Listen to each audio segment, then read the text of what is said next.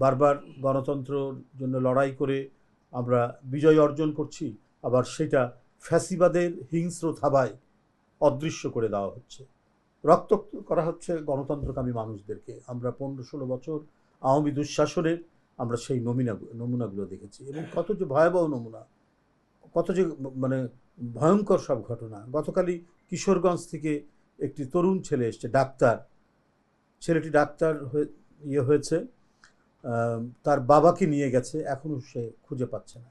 তো জিজ্ঞেস করলাম যে তোমরা কি মামলা করেছো? এখন যে কোনো ব্র্যান্ডের পুরাতন এসি বদলে নতুন ওয়ালটন এসিতে উপভোগ করুন 25% ছাড়। তো সে বলল যে মামলা করতে আমার মা ভয় পাচ্ছে, যদি মামলা করলে আমাকেও যদি গুম করে নেয়। তো বলে তাহলে এখন করো। বলছে এখন আমরা করার উদ্যোগ নিচ্ছি।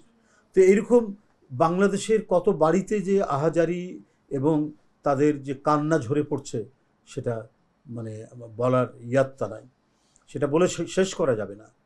এটাই হচ্ছে দুর্বিষহ ফ্যাসিবাদী দুঃশাসন। যখনই আওয়ামী লীগ ক্ষমতায় এসছে তখনই তারা এই ধরনের দুঃশাসন করেছে, এই জন্যই যে তারা মনে করেছে দেশটা তাদের একটা চিরস্থায়ী জমিদারির তে পরিণত করার যে আকাঙ্ক্ষা, সেই আকাঙ্ক্ষা থেকেই, যেমন কি বলে যে পালিয়ে যাওয়া প্রধানমন্ত্রী এই কাজটি করেছেন, তার বাবাও এই কাজটি করেছেন। কিন্তু তার বাবা হয়তো কিছু কিছু ক্ষেত্রে দেশের বিদেশিদের প্রভুত্ব অতটা মানতে চাননি, মেনেছেন কিন্তু অতটা মানতে চাননি, কিন্তু 16 আনা বিদেশি প্রভুত্ব মেনেছে শেখ হাসিনা।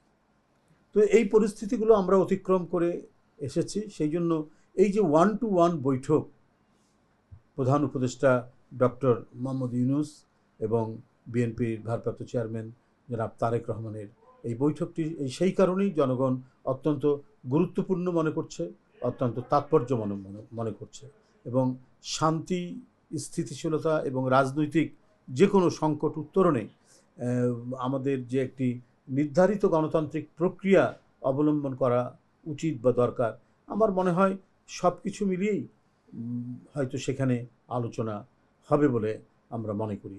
মানুষ সর্বোচ্চ ইতিবাচক দিকটায় এই বৈঠকের মধ্যে দিয়ে দেখছে।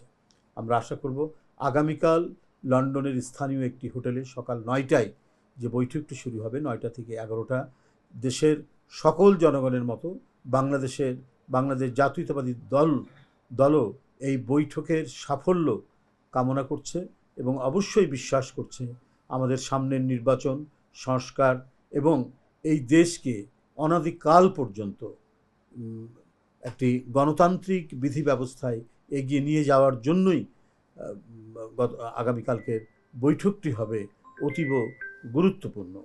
এই যে 16 বছর ধরে জাতির অর্থনীতিকে লুট করে পাচার করেছে শুধুমাত্র একটি গোষ্ঠী স্বার্থে, একটি পরিবার এবং গোষ্ঠী, এটা যে কি ভয়ঙ্কর।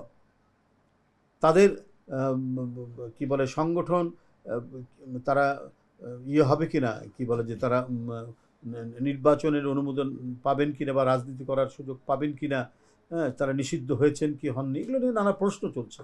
কিন্তু একটা প্রশ্ন আপনাদের মাধ্যমে যারা এই প্রশ্নগুলি করছেন তাদেরকে আমি করতে চাই, যারা এই যে জনগণের লুণ্ঠিত টাকা নিয়ে উপভোগ করছে পৃথিবীর বিভিন্ন নামি দামি রাজধানীগুলোতে, শহরগুলোতে, তো তাদের বিরুদ্ধে কী ধরনের শাস্তি নেওয়া উচিত এটা আপনারাই বলুন দেখি।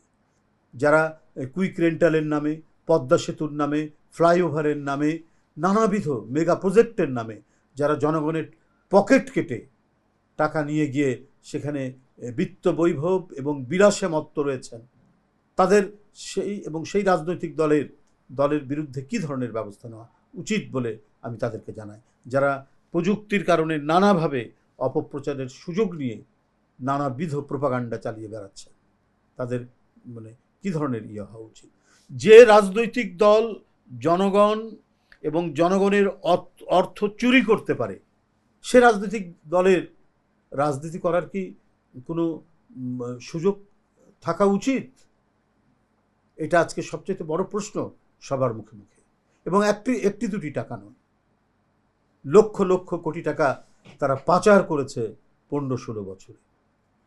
তো সুতরাং এগুলো নিশ্চয়ই বিচার হওয়া উচিত।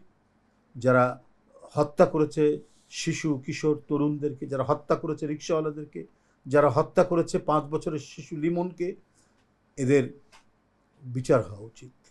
অবশ্যই তাদের বিচার হওয়া উচিত।